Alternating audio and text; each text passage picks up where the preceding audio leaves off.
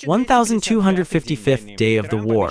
Trump promises that after the ultimatum to Putin expires, there will not only be secondary tariffs against buyers of Russian oil, but also sanctions. In the meantime, the ultimatum has not yet entered into force, but it is already working. The Indian state oil companies last week refused to buy Russian oil. Terrible numbers of yesterday's terrorist strike on Kyiv became known. 28 people died in the Ukrainian capital. 159 people were injured.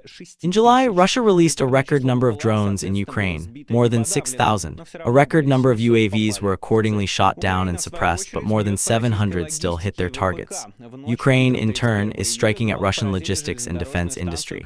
On the night and in the morning of July 31, the drones hit the Kotelniko railway station in the Volgograd region and the radio plant in Penza. There are no victims among the peaceful population. Defenders of the Ministry of Defense feed the Russian audience with fake news about the full capture of the Chasiv Yar and the breakthrough in Pokrovsk.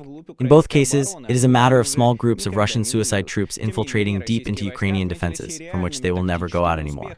Nevertheless, the Russian troops were noted for their real tactical successes, moving to Siversk and finally occupying Kamianske in the Zaporizhzhia direction. The story with the neglected Russian drone operators Goodwin and Ernest continues. Volunteer Katia Ival, wife and sister of Colonel Puzik, who in fact sent Russian pilots to death, now requires to delete the pre-death video recorded by Lysakovsky and Gretsai from the Z-patriots Roman Sopinkov, that is, just with Goodwin and Ernest, before leaving for the assault at one end. Yes, you heard right, in the 25th year of the Christ's birth, they require to delete the video from the internet. In general, this is a wonderful story, shows no sign of ending, repeatedly humiliating Russian soldiers and showing them their place. Even after their death, this and much more in today's fresh report, which you can support with your like, comment, and subscription to the channel. All these actions help promote the video, especially your subscriptions. They are important for YouTube algorithms, so don't forget to click on the subscribe button. Many still watch without a subscription, however, subscriptions help promote the video. Relying on the number of subscriptions at the moment of viewing and immediately after, YouTube makes a decision about the further spread of the video. Well, we are moving on to what happened in the past day. Trump once again reiterated his ultimatum to Putin, the deadline for which expires in a week on August 8. If Russia does not reach an agreement with Ukraine by then, not only secondary tariffs but also new sanctions will come into effect. Yes, we will impose sanctions, Trump said. I'm not sure if Putin cares about sanctions. They understand sanctions, but I understand sanctions, tariffs, and everything else better than anyone. I don't know how effective they will be, but we introduce them. Let's hope that after the purges, there's still someone left in the U.S. State Department and Treasury who truly understands sanctions and can come up with the ones that will be the most painful. Or, at the very least, we can ask to take a page from the Europeans, whose sanctions regime is already significantly broader than the American one. Here I want to note one more thing that I told in detail in the video about the new Don. It seems to me very important that he does not say that the sanctions will definitely work. Why does it seem to me important?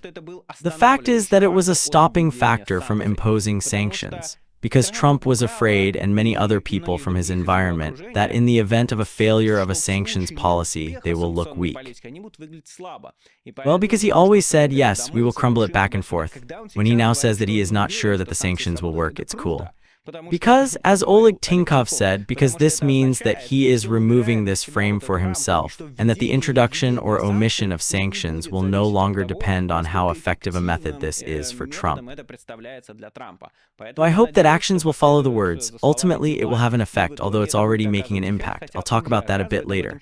For now, I will only pay attention to the fact that one and only thing scares me, that the name of Witkoff has surfaced again. According to the President of the United States, he will soon go to Putin. This would definitely not want. We have only just begun to forget this Putin's setup, which lost everything it got, and not only in communication with Russia, but also in communication in the rest of the hot points of the planet, where it was sent. Therefore, yes, I don't really like this story about Witkoff. Everything else, the rest of Trump's transformation, I like it. At the same time, I want to emphasize again, as he emphasized many times, Trump is still below what it would be if someone like Joseph Biden or Kamala Harris, who would continue continue his policies were in power.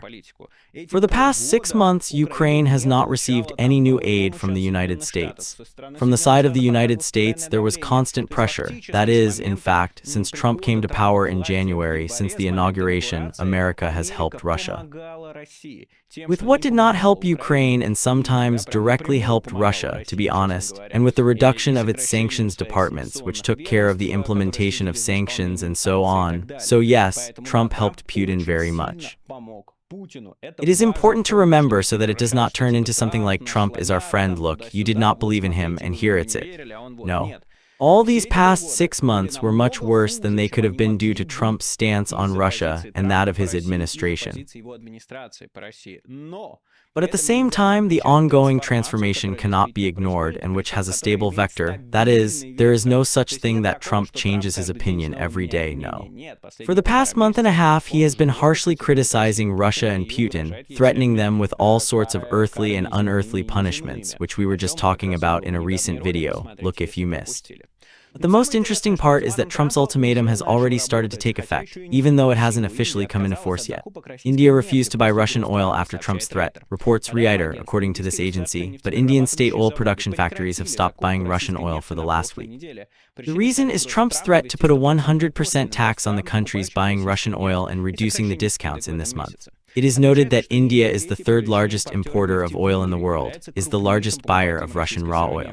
At the same time, in the last week, 4 of the largest state oil companies did not buy Russian oil. According to sources, these oil companies have turned to the pot market to replace supplies, mostly from Abu Dhabi and Western Africa.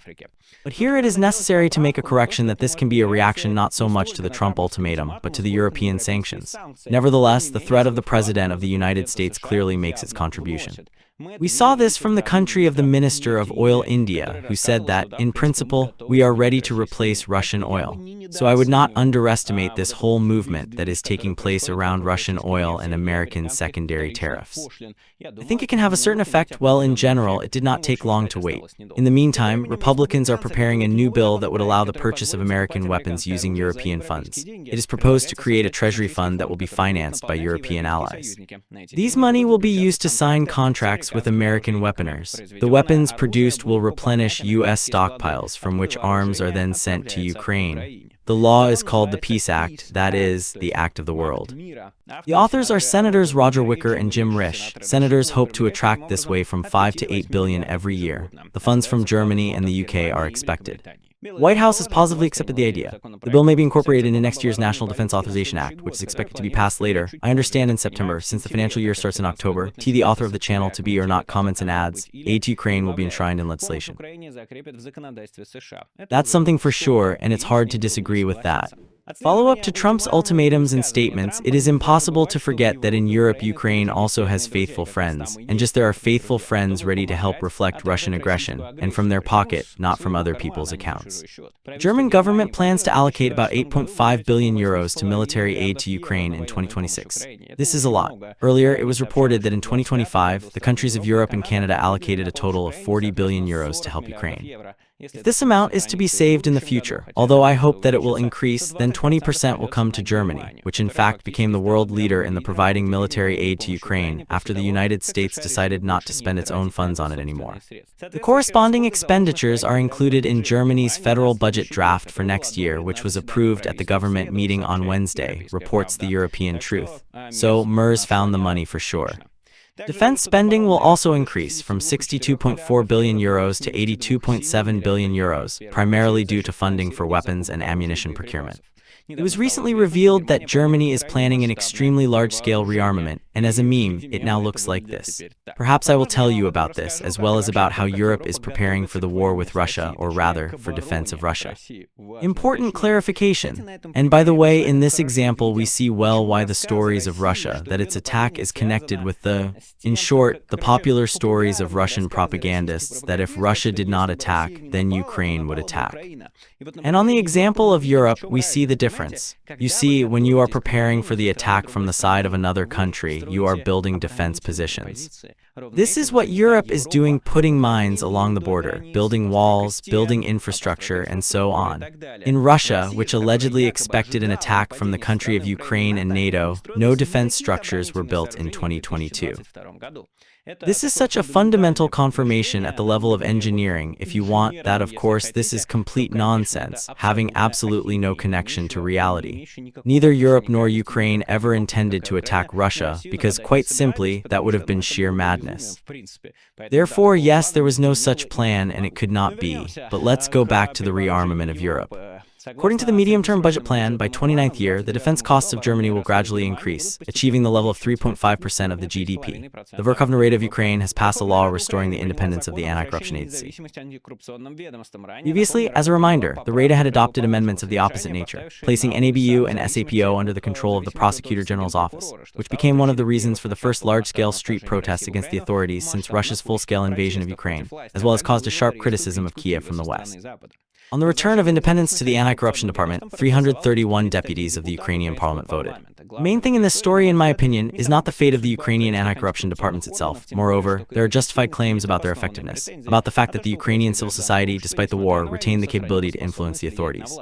Even the head of the president's office, Andriy Yermak, made a gesture toward the protesters in his post regarding the new amendments, whose sources are called the organizers of special operations on the acceptance of previous amendments, which, in fact, provoked the processes. The Ukrainian society, at least the active part, proved the right of the popular slogan of the protesters' cartons, "We are not losers." And now Ukraine, finally, can focus on the elimination of fools in Russian uniforms, which Putin managed to fool to the killings of Ukrainians with promises of light money. Well, the most important thing, many people say these days, like, why are you happy that Zelensky gave it back? After all, he is the one who came up with all this. This is true, of course. This is a big mistake of Zelensky, in my opinion. Now it is obvious, after we know all the details. But I'm from Russia, and when the authorities give it back when it is not right under public pressure. This is, well, in Russia there was such a thing the last time in 2019, and then very situationally, when it was possible to achieve the fact that they let Ivan Galanov go, and then the propagandists then took it to themselves, and said that it was they who broke into the cabinets, that this is absolutely not true. Therefore, yes, when the authorities are ready to admit their mistake, when the authorities are ready to give it back under public pressure, this is good authorities. Well, at least not bad, because, in fact, in order to represent the public demand, the authorities are needed, at least in democracy. Well, there's probably no need to explain the purpose of strikes on Russian military and logistics targets, so let's take a look at the strikes themselves. In the city of Kotelniko in the Volgograd region, after the night attack of UAV, a fire occurred, the personnel of the eyewitnesses testifies. The governor reported about the restriction of work at one of the railway stations and the violation of gas supply. Analyte Tataragami notes that according to the data system of monitoring of fires of NASA firms, at the station Kotelniko, a fire has been recorded in the area of the traction substation, from which he makes a conclusion about a new strike on the railway infrastructure. In the meantime, the Vaden project, Zaporizhzhia, showed the consequences of the strike at the Zhutovo station in the Volgograd region, which was inflicted on the night of July 27. From satellite images of a low resolution, analysts made the conclusion that transformers were hit on the traction substation, and another UAV got to the ECE station, where the control of arrows and signals is carried out. That is, it actually paralyzed the work of the station. Ukraine does not forget to strike the objects in the Russian military-industrial complex. In the project Zaporizhzhia, the frames were geolocated the eyewitnesses of the raid on Penza on the night of July 31, writing the following: at least 2 strikes are recorded on the territory of the Penza radio plant. One of them is with the use of UAV type Bader, a Ukrainian UAV made in the form type of Shaheds. Generous information about this enterprise, one of the main suppliers of radio equipment for the Russian army in particular within the framework of the Soyuz Echelon Sosvest program. In the decades, it actively integrated into the projects of digitalization of military communications. It produces equipment for systems like R149MA1, R142NM, R16825U, which are actively used in command vehicles, including on MTOB, Tigers, and BTR. In the 22nd year, the enterprise is included in the functional lists of the West for the help of military aggression. In the 24th year, it appeared in the investigation about the supply of complete Asian countries to the bypass of sanctions. It should be added that the residents of Penza complained about the shelters being closed during the drones attack. In the social networks, the users published a photo on which the lock on the front door is seen in the shelter, located in the basement of the house number 40 on Krasnovo Street.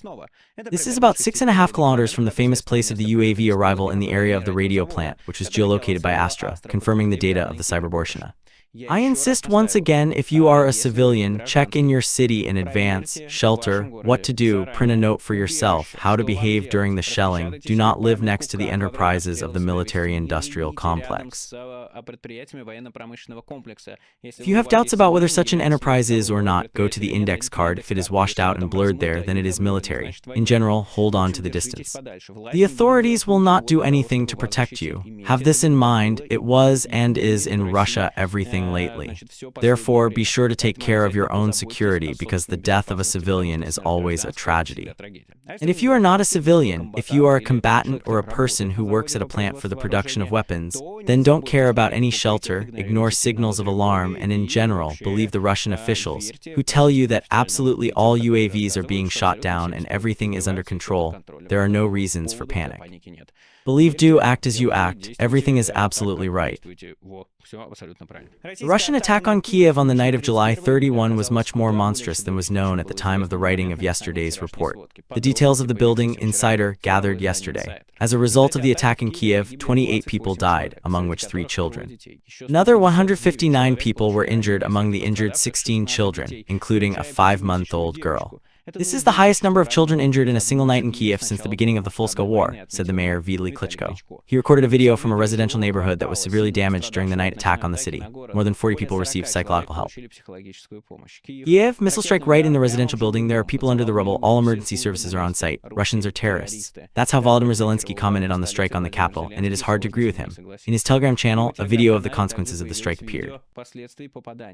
As the railway department writes, as a result of the attack, the railway infrastructure was damaged, but the passengers and workers of the railway did not get injured. Ministry of Defense of the Russian Federation stated that the group strike with high-precision weapons of great range and UAVs was inflicted on the objects of the Ministry of Defense of the Russian Federation, the infrastructure of the military airfields and the military warehouse, not to mention the destruction of the civil sector of Kyiv and the number of victims. This is the second case since a full-scale war when, as a result of an air strike on Kyiv, the entrance to the multi-story house, the agency notes, is completely destroyed. The previous similar incident occurred on June 17, 2025. Then 28 people died, another 134 were injured.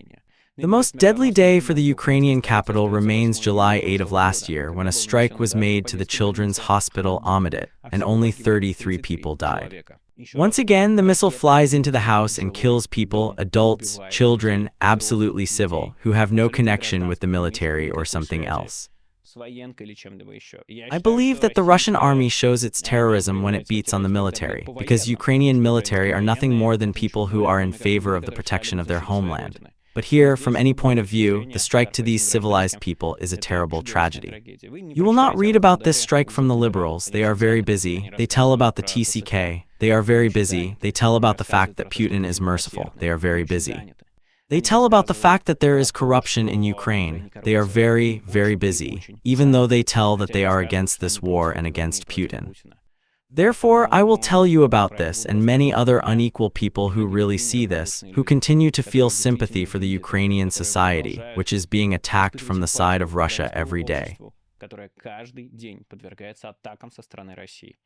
Russia kills Ukrainians and kills them as much as it can kill, so it is very important to support Ukraine. It is very important not to silence these stories, and it is very important to clearly remember who is the aggressor, who is the victim, who kills, who is protecting from the aggression of these murders. The Okogoro resource publishes an infographic of the launch of Sheiks and other long-range UAVs based on the data of the air forces of Ukrainian armed forces. July became a record number of drones launched. Their total number for the first time exceeded 6,000 per month. But there is also good news, if it can be called that. The result of the UAV intercepts also increased, as a result of which the goals reached 716 drones, or 11% against 734 or 14 in June. But still, we are talking about a arrival of an average of 23 drones per day across Ukraine. This is a real and very serious threat. All hope is on the scaling of the production of interceptor drones. However, unfortunately, Russia, for its part, also continues to develop strike capabilities aimed at Ukraine's rear areas. Russian occupiers have intensified their attacks using jet-powered drones on Ukrainian territory, according to the publication Militarny. Air Force and Monitoring Channel report this. Such UAVs were used by the enemy during a combined strike on the night of July 31, writes the professional publication. At the moment, it is not known how much UAVs were used.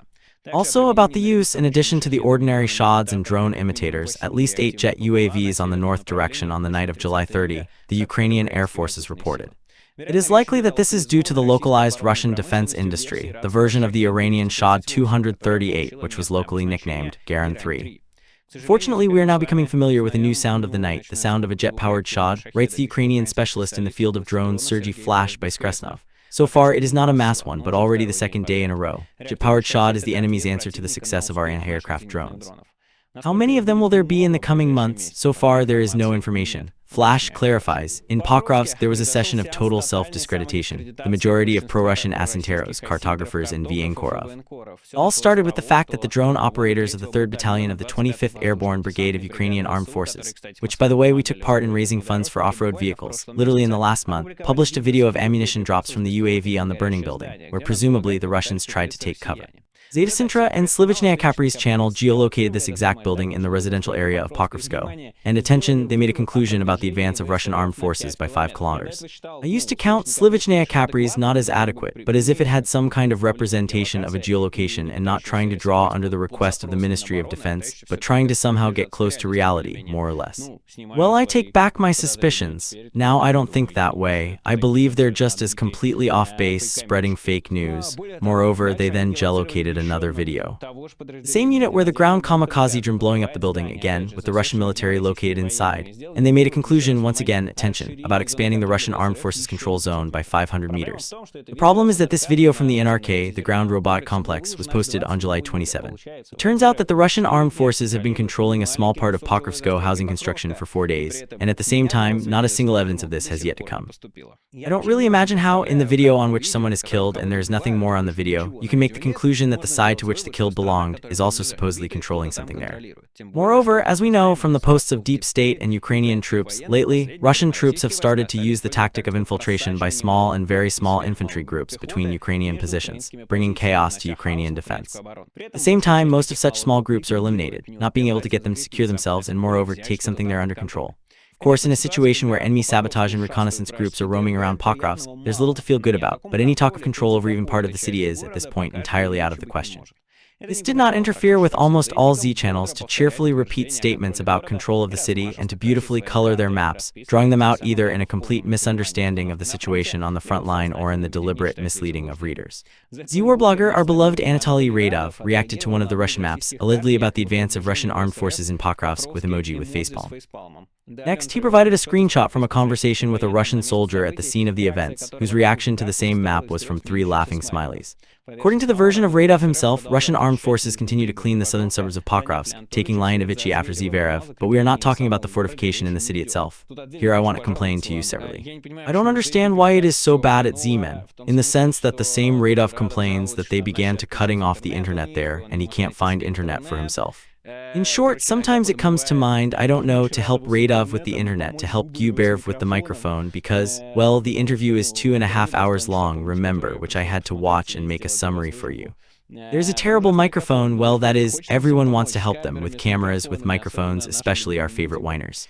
Here, but of course not, I will never help any Z-men, and I do not advise you, we will listen to them in bad quality, we will read their posts with delays, yes, because, well, Radovo still drinks constantly, this is of course also a minus. In general, okay, sorry that I devote you to this life of insects. So, the specific, let's go back to Pokrovsk. The Ukrainian military, author of the channel Bakhmutsky Demon, comments on the situation in the city as follows. There are Hunger Games at night in Pokrovsk. We're hunting down Russian sabotage and reconnaissance groups who think they're unseen, sneaking deep into the city, but not for a long time. In general, the Ukrainian military controls the situation, at least for now, as much as possible.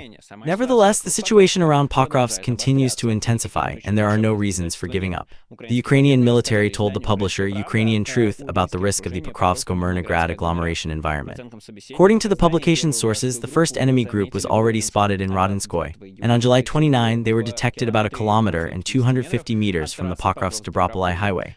3 brigades of Ukraine's defense forces could be at risk of encirclement, and the building also confirms that fighting continues in Pokrovsk. In a conversation with journalists, the commander of one of the companies holding the line said it would be prudent to withdraw troops from the wooded areas around Pokrovsko-Mianorad and tighten defensive positions along the city boundaries. It should be noted that this very officer does not yet call for immediate evacuation of the agglomeration, so the fate of the Pokrovsk-Myrnograd has not yet been decided, and all hope is now on the patience of Ukrainian fighters and the adequate actions of the Ukrainian command.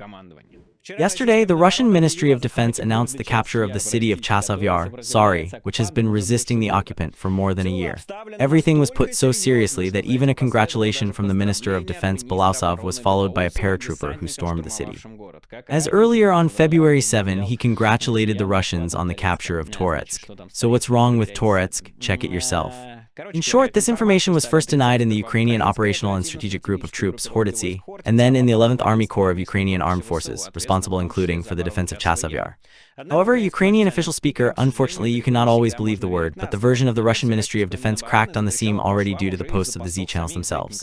The Shevchenko district remains a gray zone, wrote the channel Don't Stop War, and soon added an update. On the eastern outskirts of Shevchenko, the Ukrainians are there and not the defense. Same channel published a screenshot from which it is said that the Russian military had to bypass Ukrainian positions from the south side to install flags in the Shevchenko district. Why from the south? Because it turned out that in the forest from the north, Shevchenko is also still present in the fighters of the Ukrainian Defense Forces. Analysts from Deep State who don't speak lightly clarified the situation, confirming that there was indeed no capture of the city but a march through the Ukrainian rear with flags.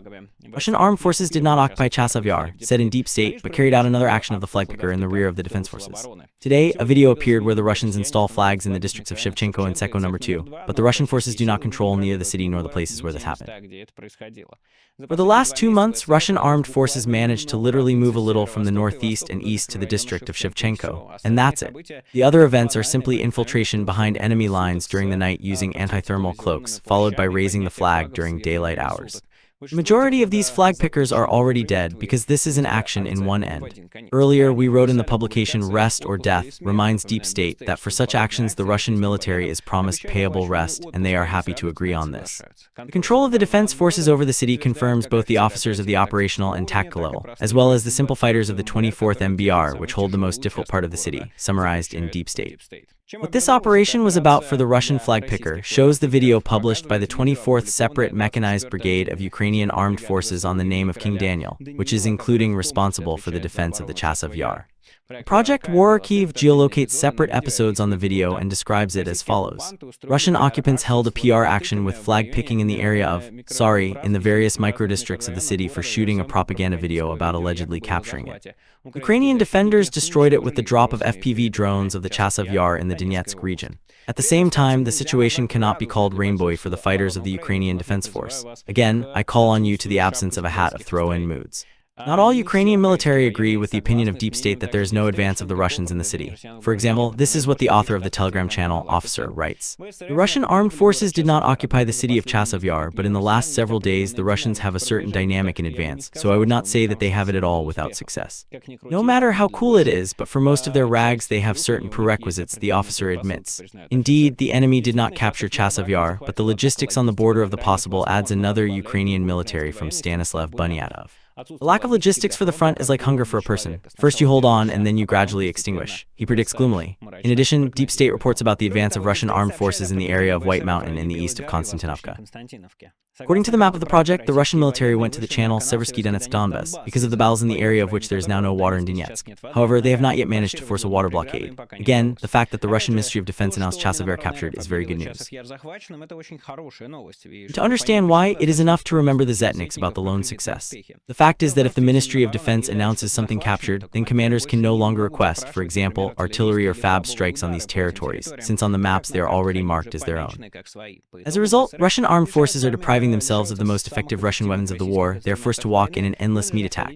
This is already happening in Torske, for example, which, I will remind you again, Russia allegedly captured on February 7. It's August 1st, the fighting for the city continues.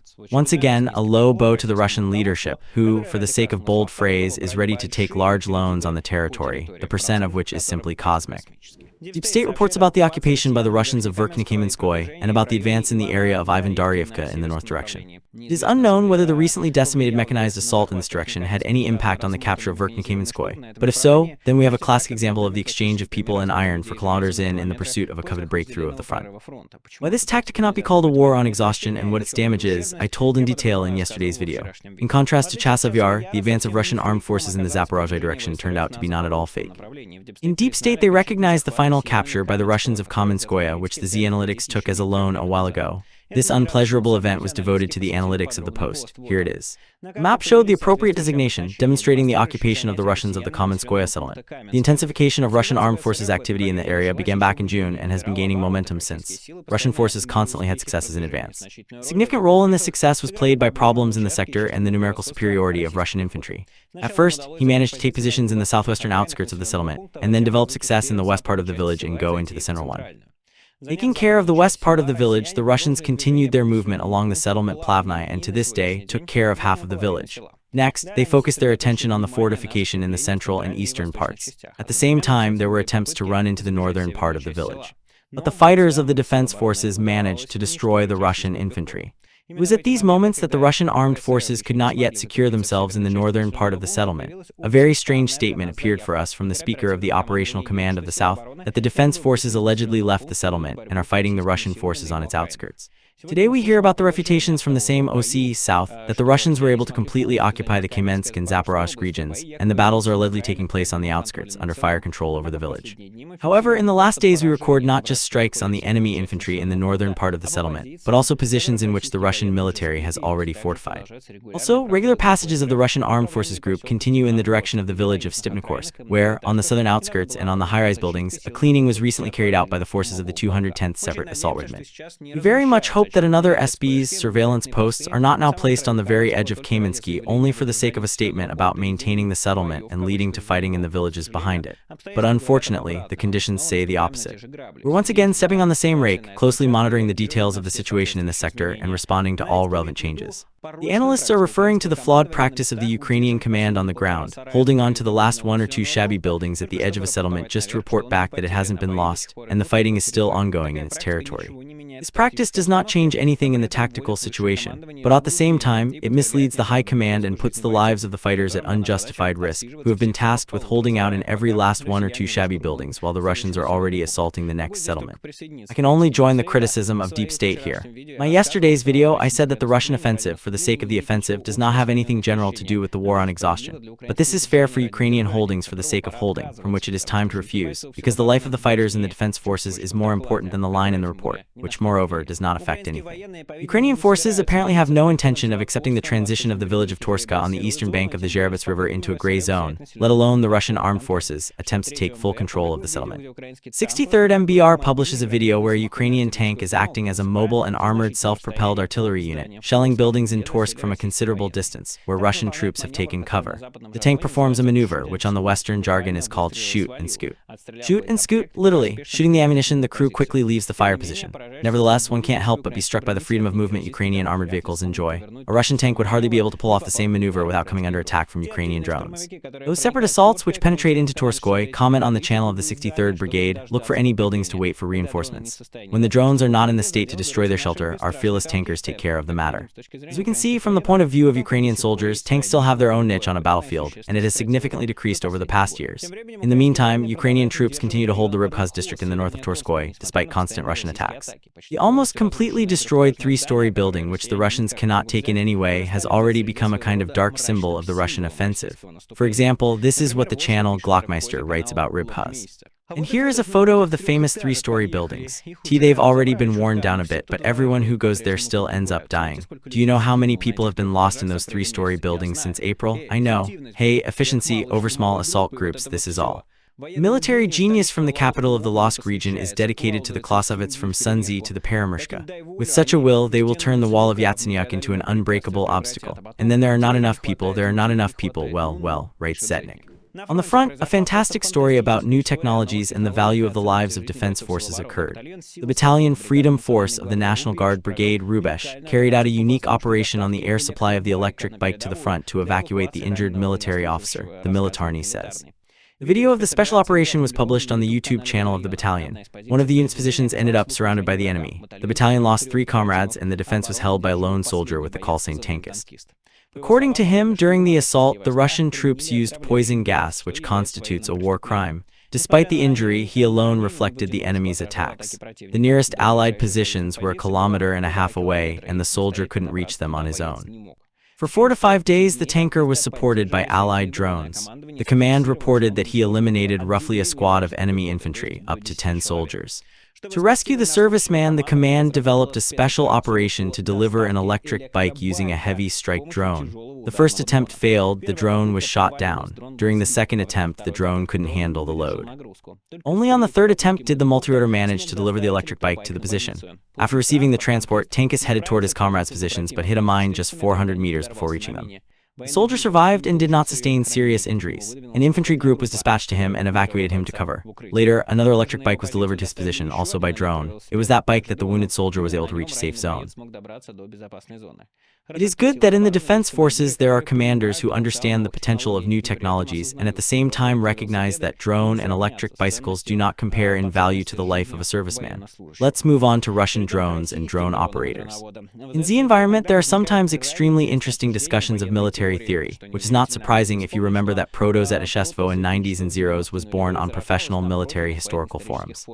For example, blogger Stislav Makrenko talks about the fact that Russian army of unmanned systems appeared not from a good life, but because an ordinary unprofessional Russian officer, as a rule, is too stupid to master the unmanned case. It is noticeable to the troops of unmanned systems, he writes, without a desire to look from the back of the high chief, then the situation with their formation is double, Makrenko writes. On the one hand, UAVs are a means of technology. This approach is held by the U.S. Department of Defense, refusing to form a part of the Army, Fleet, Defense Industry, and Command Unit of a separate head. But the average level of general and professional knowledge of an American general, to put it mildly, significantly surpasses that of ours. But as for the master's and doctoral degrees received at civil universities, I don't even want to talk about it. On the other hand, in our military, with its specialization bordering on absurdity, senior officials generally lack the relevant perspective and often have a poor understanding of what unmanned systems are and how they function.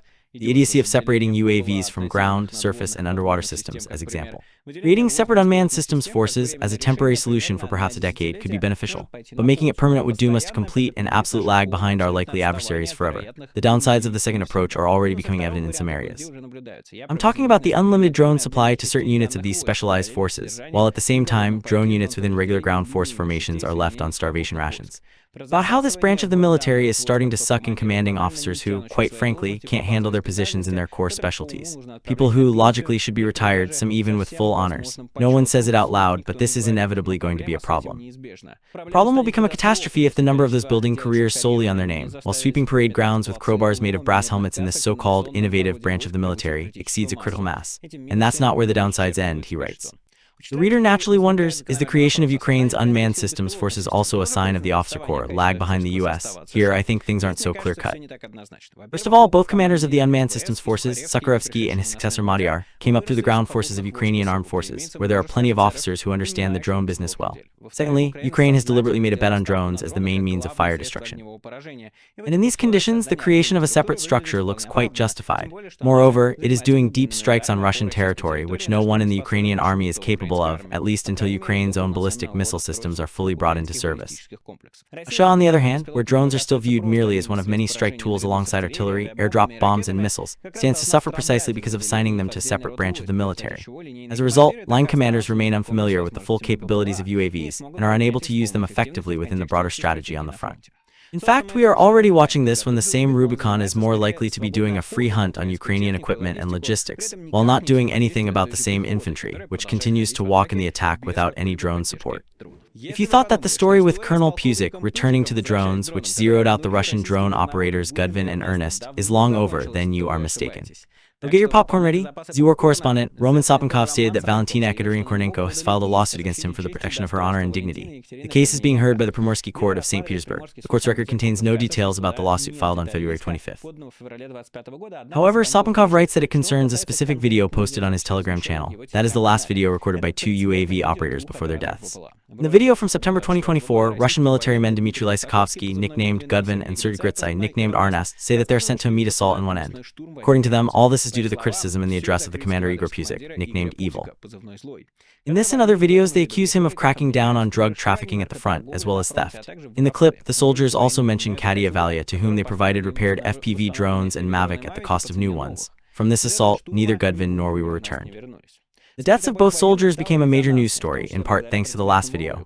After the publicity, the Russian Ministry of Defense even announced that the case was being taken under the personal control of the minister at the time, Belousov. Later, arrests began of those who covered the deaths of the two soldiers, including war correspondent Alexander Kots from Komsomolskaya Pravda, the pro-Russian outlet Strana, UA, propagandist Vladimir Solovyov, and several others.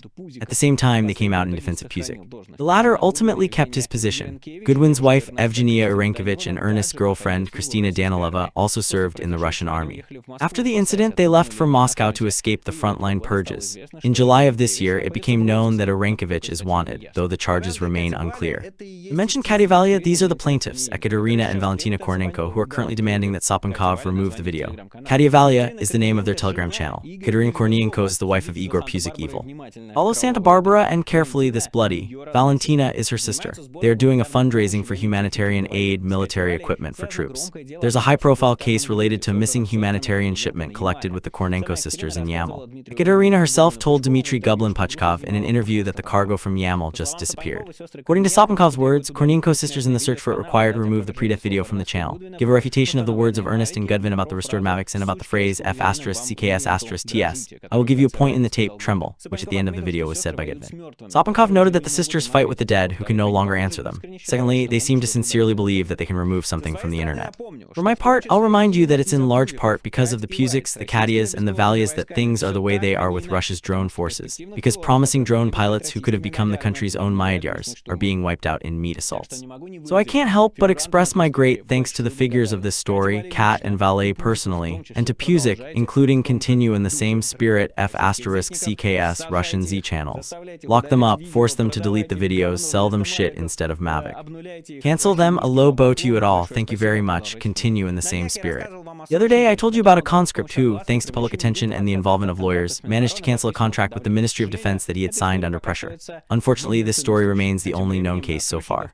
Meanwhile, pressure continues to be exerted on conscripts who signed contracts in the 37th Brigade in Buryatia. Sister of conscript Daniel Kirabayev, serving in the 37th Separate Rifle Brigade with the ID 69647, confirmed reports from other conscripts, relatives that young men were subjected to pressure aimed at forcing them to sign contracts. The young woman also stated that, as of now, the brigade's deputy for political affairs is threatening the conscripts, saying he will block any attempt to terminate their contracts and that they will be sent to the combat zone.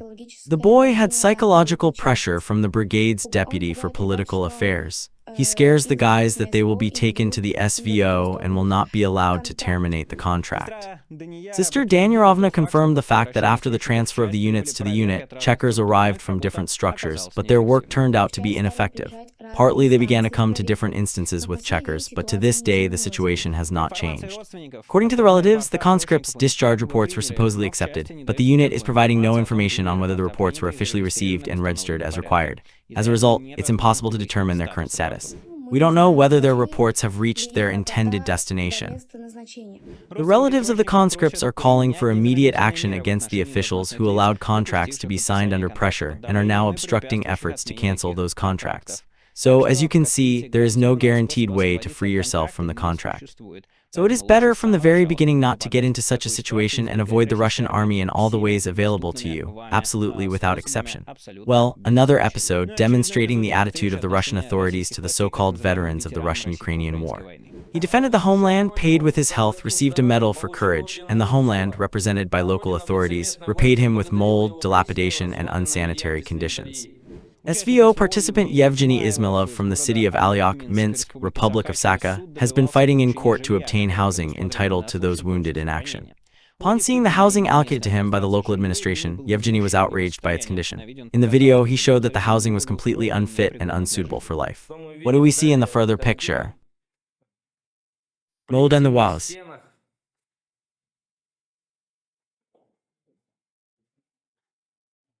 Обвалившаяся штукатурка, хлам,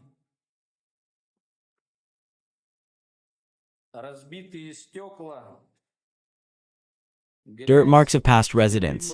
прошлых жильцов. This is the apartment given to the hero of the SVO. СВО. Broken equipment, rusty pipes. Evgeny was injured in the combat zone, has the disability of the second group, suffers from epilepsy and is hard to move without help, so it is difficult for him to do the repair himself in the apartment, as well as it is constantly harmful to be in the room with a mold. Well, who benefits from staying there? Yevgeny Ismailov, mobilized into service, sustained a severe shrapnel wound to the head. He is a second group disabled veteran and a recipient of the Order of Courage. His diagnoses include epilepsy and contracted bladder syndrome. He cannot move without assistance and requires constant care. The man demands livable housing and calls for the punishment of officials who, in his opinion, have humiliated his dignity. The Ismailov family has paid a terrible price. One brother died defending the country. The other, barely having buried his loved one, is once again sent to fulfill his military duty. Meanwhile, their family faces indifference and humiliation from the local authorities. So, as you can see, even if you don't die in the war, you'll end up with a contracted bladder in some rotten shack, fighting for justice, only to be, of course, told to go to hell. So do not go to the Russian army, do not put your life on this war, do not become a part of the fascist occupation troops. This will emphasize not only the lives of people, which you can possibly kill in Ukraine, but also your own. Well, Michael Nacke was with you and see you soon. All the best, bye.